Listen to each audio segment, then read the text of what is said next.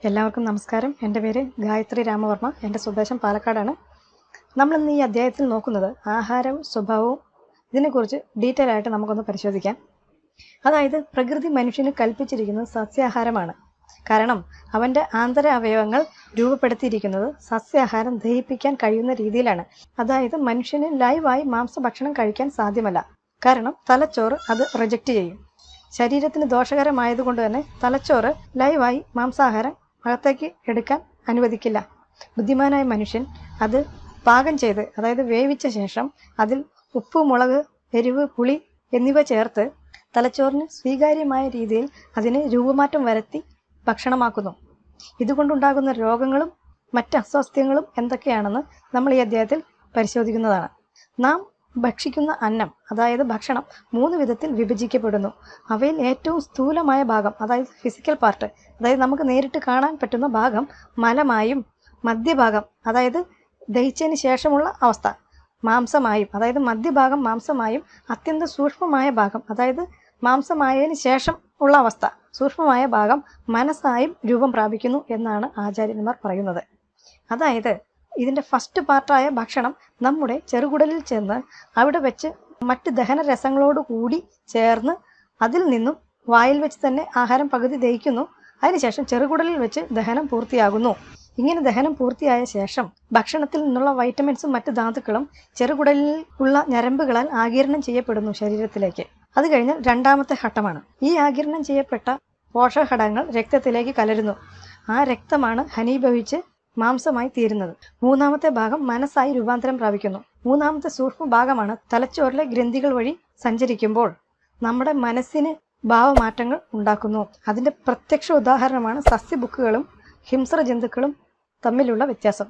ഇതിൽ നിന്ന് നമുക്കൊരു കാര്യം വ്യക്തമാണ്: ശുദ്ധാഹാരം മനസ്സിനെ ശുദ്ധമാക്കുമെന്നും അശുദ്ധാഹാരം മനസ്സിനെ നാം അറിയാതെ തന്നെ അശുദ്ധമാക്കുമെന്നും നമുക്ക് മനസ്സിലാക്കാവുന്നതാണ്.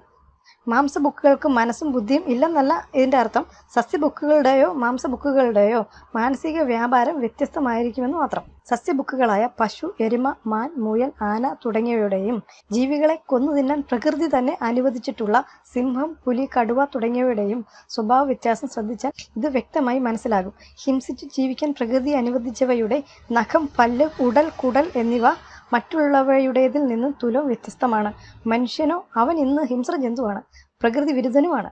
മനുഷ്യരെ സംബന്ധിച്ചിടത്തോളം അവരിന്ന് മദ്യത്തിൻ്റെയും മയക്കുമരുന്നിൻ്റെയും പിടിയിലമർന്ന് മനസ്സിൻ്റെ സ്വാസ്ഥ്യവും സമനിലയും തെറ്റി രോഗത്തിൻ്റെയും മരണത്തിൻ്റെയും വായിലമർന്നു കൊണ്ടിരിക്കുന്നു. ഇതിൽ നിന്നെല്ലാം ഒരു കാര്യം വ്യക്തമാണ്: ഭക്ഷണപാനീയങ്ങളുടെ കാര്യത്തിൽ അലംഭാവം കാട്ടാതിരിക്കുക. ആയുർവേദ ഔഷധങ്ങളുടെ ഫലസിദ്ധിക്ക് പഥ്യം നിർബന്ധമാണ്. അലോപ്പതിയുടെ പിതാവെന്നറിയപ്പെടുന്ന ഹിപ്പോക്രാറ്റസ് പറഞ്ഞിട്ടുണ്ട്, നിങ്ങളുടെ ഭക്ഷണം തന്നെ നിങ്ങൾക്ക് ഔഷധമായി തീരട്ടെ എന്ന്.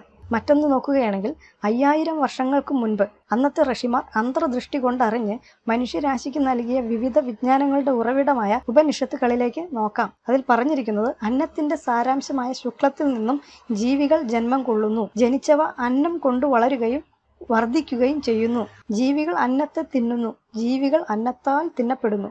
അതായത് അന്നം ജീവികളെ തിന്നുകയും ചെയ്യുന്നു. തെറ്റായ ആഹാര വസ്തുക്കളും അതുപോലെ നല്ലവയായാൽ തന്നെ രാസവസ്തുക്കൾ കലർന്ന മസാലകളും മറ്റും ചേർത്ത് അനവസരങ്ങളിൽ, അതായത് വിശപ്പില്ലാത്ത സമയത്തും രോഗാവസ്ഥയിലും മറ്റും കഴിക്കുകയും ചെയ്യുന്നത് മൂലമുണ്ടാകുന്ന രോഗങ്ങളും വേദനകളും തെറ്റായ ആഹാര പദാർത്ഥങ്ങളും നല്ലവയായാലും രാസവസ്തുക്കൾ കലർന്ന മസാലകളും മറ്റും ചേർത്തവയും അനവസരങ്ങളിൽ, അതായത് വിശപ്പില്ലാത്ത സമയത്തും രോഗാവസ്ഥയിലും മറ്റും കഴിക്കുകയും ചെയ്യുന്നത് മൂലമുണ്ടാകുന്ന രോഗങ്ങളും വേദനകളും മറ്റുമാണ് അന്നം നമ്മെ തിന്നുകയും ചെയ്യുന്നു എന്ന് പറഞ്ഞതിൻ്റെ സാരം. ഭക്ഷണപാനീയങ്ങളിൽ നിന്നാണ് രോഗം ജനിക്കുന്നത്. അതുകൊണ്ട് ആഹാരത്തിൽ പഥ്യവും യഥാസമയം ഉചിതമായ ഉപവാസവും അനുഷ്ഠിച്ചുകൊണ്ടുള്ള ചികിത്സയെ ഫലപ്രദമാകൂ എന്നത് സനാതനമായ സിദ്ധാന്തമാണ്. രുചി കൊണ്ടോ കൊതി കൊണ്ടോ അമിതമായി ആഹാരം കഴിച്ച ശേഷവും അമിതമായി മുളക്, പുളി മുതലായ മസാലകൾ ചേർത്ത ആഹാരം കഴിച്ച ശേഷവും ആലസ്യവും പരവേശവും വയ്യായ്മയും അനുഭവപ്പെടുന്നത് അവ നാവിൻ്റെയും അന്നപഥത്തിൻ്റെയും ദഹനേന്ദ്രിയങ്ങളെയും പ്രാണനെ തന്നെയും വൈഷമ്യത്തിലാക്കുന്നത് കൊണ്ടാണ്. ആഹാരത്തോടൊപ്പം വെള്ളം കുടിക്കാതിരിക്കുന്നതാണ് ഉത്തമം. കാരണം ദഹനരസങ്ങൾ നിർവീര്യമാകും. ദഹനം ശരിയായി നടക്കില്ല. തന്മൂലം ഉദരമായങ്ങളും മലബന്ധവും ഉണ്ടാകും. മലബന്ധം വിവിധ രോഗങ്ങളെ വിളിച്ചു വരുത്തും. പ്രമേഹവും ഹൃദ്രോഗവുമെല്ലാം സംഭവിച്ചേക്കാം. ആഹാരത്തിന് മുൻപ് അല്പം ജലം കുടിക്കാവുന്നതാണ്. ആഹാരത്തിന് ശേഷം അരമണിക്കൂറെങ്കിലും കഴിഞ്ഞ് വെള്ളം കുടിക്കാവൂ. ദഹനത്തിന് പ്രധാനവുമായി ഉമിനീരാണ് സഹായിക്കുന്നത്. ഭക്ഷണത്തിലുള്ള അന്നം, അതായത് കാർബോഹൈഡ്രേറ്റ്, ഉമിനീരുമായി ചേർന്ന് വായിൽ വെച്ച് ദഹിക്കുന്നു. അതിനാൽ ഭക്ഷണം ഉമിനീർ ചേർത്ത് വായിൽ വെച്ച് ചവച്ചരച്ചു കഴിക്കണം. പെട്ടുവിഴുങ്ങിയാൽ അത് നടക്കില്ല. ദഹനത്തിന് വെള്ളം വേണമല്ലോ എന്ന് തോന്നിയേക്കാം. കാൽവയർ, അതായത് വയറിന്റെ കാൽഭാഗം വെള്ളം കൊണ്ട് നിറയ്ക്കണമെന്നാണല്ലോ പറയുന്നത്. ശരിയാണ്.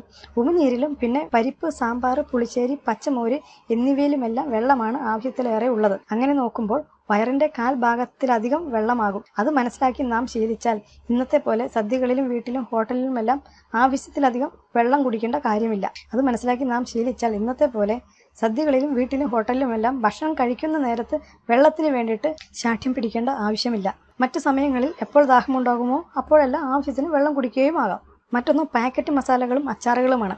അവ എത്ര നാൾ വിൽപ്പനശാലയിൽ ഇരുന്നാലും പൂപ്പലോ നിറമാറ്റമോ ദുർഗന്ധമോ വരാതിരിക്കാൻ വേണ്ടി ചേർക്കുന്ന രാസവസ്തുക്കളുടെ കാര്യം പാവം ഉപഭോക്താക്കൾ അറിയുന്നില്ല. അവ നമ്മുടെ ആന്തരിക അവയവങ്ങളെ ക്രമേണ ശക്തിഹീനമാക്കുകയും ദുർമേധസ്സിന് കാരണമാക്കുകയും രോഗങ്ങൾക്ക് അടിമപ്പെടുത്തുകയും ചെയ്യുന്നുവെന്ന കാര്യം നാം അറിയുന്നില്ല. ഈ അധ്യായം ഇവിടെ അവസാനിക്കുന്നു. അടുത്ത അധ്യായത്തിൽ നമ്മൾ യോഗയിലേക്ക് കടക്കുകയാണ്. അടുത്ത അധ്യായത്തിൽ നമ്മൾ പരിശോധിക്കുന്നത് രോഗങ്ങളും യോഗ ചികിത്സയും. നന്ദി, നമസ്കാരം.